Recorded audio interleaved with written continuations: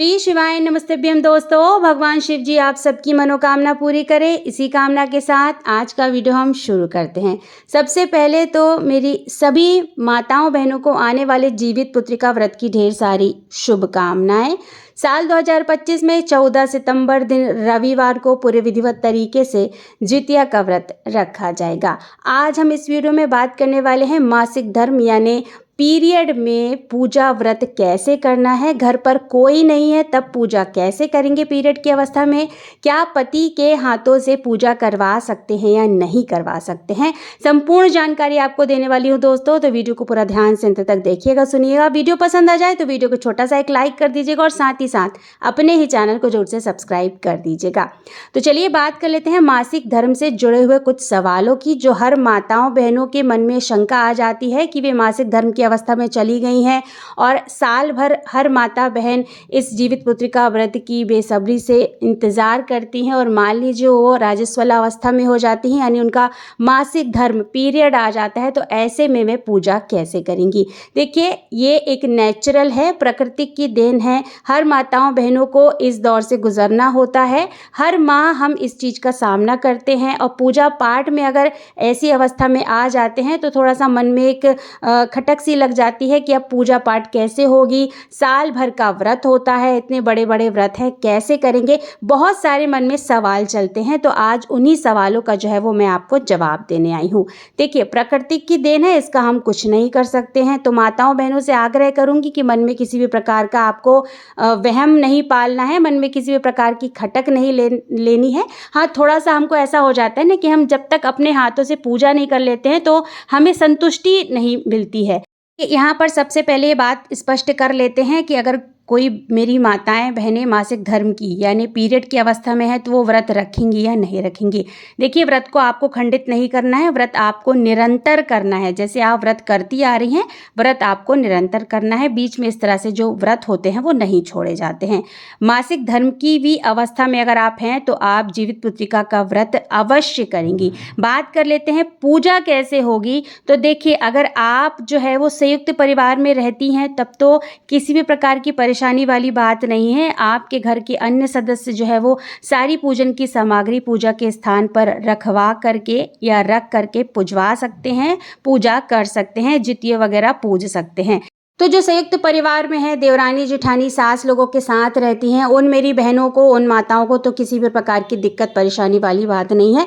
क्योंकि अगर उनके कुटुंब में भी कोई इस व्रत को रख रहा होता है तो आप अगर उनसे कहेंगे कि मैं इस अवस्था में हूँ, तो इस अवस्था में पूजा करने योग्य नहीं हो, तो आप मेरी जो भी पूजन सामग्री है पूजा के स्थान पर रख करके पूज दीजिए, पूजा कर दीजिए और जितिया वगैरह की भी पूजा अच्छी तरह से उनसे आग्रह कीजिए कि वो कर देंगे। तो ये तो बात हो गई कि जो संयुक्त परिवार में है तो कुटुंब का और घर का अन्य सदस्य पूजा कर देगा।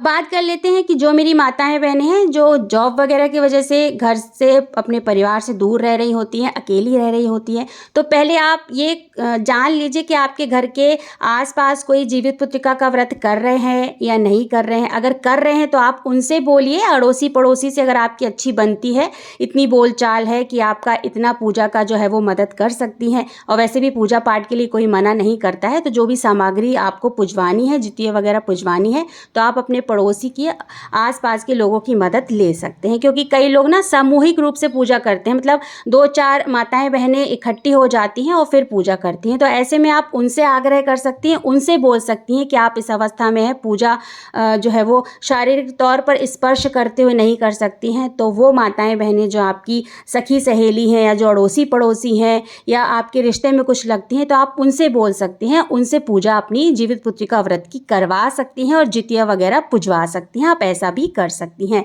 लेकिन कई जो मेरी ऐसी बहनें हैं जो विदेश वगैरह में रह रही हैं और अड़ोस पड़ोस में भी कोई उनके ये व्रत नहीं करता है, मतलब दूर दूर से इस चीज़ का कोई वास्ता नहीं है कि वो ये पूजा किसी अन्य से करवा सके, तो ऐसे में वो मेरी माताएं बहनें क्या करेंगी। देखिए ये व्रत जो है वो संतान के लिए होता है, तो संतान के लिए व्रत तो आपको रखना है पूरे विधिवत तरीके से, लेकिन आप ये जो पूजा है वो अपने पतिदेव के हाथों के द्वारा भी करवा सकती हैं। जो भी भी पूजन सामग्री है, जो भी जितिया वगैरह है, आप जिस विधि विधान से पूजा करती हैं, आपके घर में जिस विधि नियम से पूजा होती है, आप उसी विधि नियम को अपने पतिदेव को अच्छी तरह से समझा दीजिए और पूजा के स्थान पर आप जो है वो सारी चीज़ें अपने पति के हाथों से चढ़वा सकती हैं, पूरे अच्छे से विधिवत तरीके से पूजा करवा सकती हैं और जितिया वगैरह भी पुजवा सकती हैं। तो पति के हाथों के द्वारा भी ये पूजा करवा सकती हैं। लेकिन आपको एक बात याद रखना है, आपको मानस पूजा करनी है, मानसिक पूजा करनी है। आपको मन ही मन स्मरण करना है कि हे जीमूतवाहन भगवान, मैं अभी आपको स्पर्श करते हुए पूजा नहीं कर सकती हूँ, मैं अपने पति के हाथों के द्वारा या अपनी सखी सहेलियों के जिससे भी आप पूजा करवा रही हूँ उनके द्वारा पूजा करवा रही हूँ, पूजा की सामग्री चढ़वा रही हूँ। यथाशक्ति मुझसे जितना हो सका मैंने पूजा का सामान चढ़वाया है, उस पूजा के सामान को आप स्वीकार की मानस पूजा को स्वीकार कीजिए और मेरे व्रत को संपूर्ण व सफल बनाइए। ऐसी आपको प्रार्थना करनी है और अपने संतान के लिए प्रार्थना करनी है कि मेरी संतान हमेशा निरोगी रहे, स्वस्थ रहे, सुखी रहे, उसका बहुत उज्जवल भविष्य हो और दीर्घायु प्राप्त करे। ऐसी ही प्रार्थना करनी है अपने घर परिवार, अपने पति और संतान के लिए। तो ऐसी आप मानस पूजा कर सकती हैं। देखिए, जब स्त्री राजस्वला अवस्था में होती है और पूरे विधि नियम से वो व्रत करती है तो राजस्वला अवस्था में यानी पीरियड की अवस्था में किया जाने वाला व्रत भी पूरी तरह से मान्य होता है और उसको उस व्रत का पूर्ण फल भी प्राप्त होता है। तो आपको व्रत तो करना ही है, व्रत छोड़ना नहीं है, मानस पूजा अवश्य करनी है। यहाँ पर एक बात और आपको बता देती हूँ कि अगर आप इस अवस्था में हैं लेकिन आपको पूजा के स्थान से दूर बैठकर जीवित पुत्रिका व्रत की कथा अवश्य सुननी है। कथा सुने बिना पूजा और व्रत पूरा नहीं माना जाता है। इसलिए आप पूजा के स्थान से दूर बैठ करके अपने पति या जिससे भी आप पूजा करवा रहे हैं उनसे आग्रह करें कि आपको जीवित पुत्रिका व्रत की कथा अवश्य सुनाएं। पूजा के स्थान से दूर बैठकर आपको जीवित पुत्रिका व्रत की कथा अवश्य सुननी है। तो यहाँ पर मैंने मासिक धर्म से जुड़े हुए संपूर्ण सवालों के जवाब दे दिए हैं। आशा करती हूँ आपको ये वीडियो पसंद आया होगा। दोस्तों, अगर वीडियो पसंद आया है तो वीडियो को छोटा सा एक लाइक कर दीजिएगा और साथ ही साथ अपने ही चैनल को जरूर से सब्सक्राइब कर दीजिएगा। दोस्तों, बहुत जल्द मिलते हैं एक नए वीडियो के साथ, एक नई जानकारी के साथ। तब तक के लिए श्री शिवाय नमस्तभ्यम। धन्यवाद दोस्तों।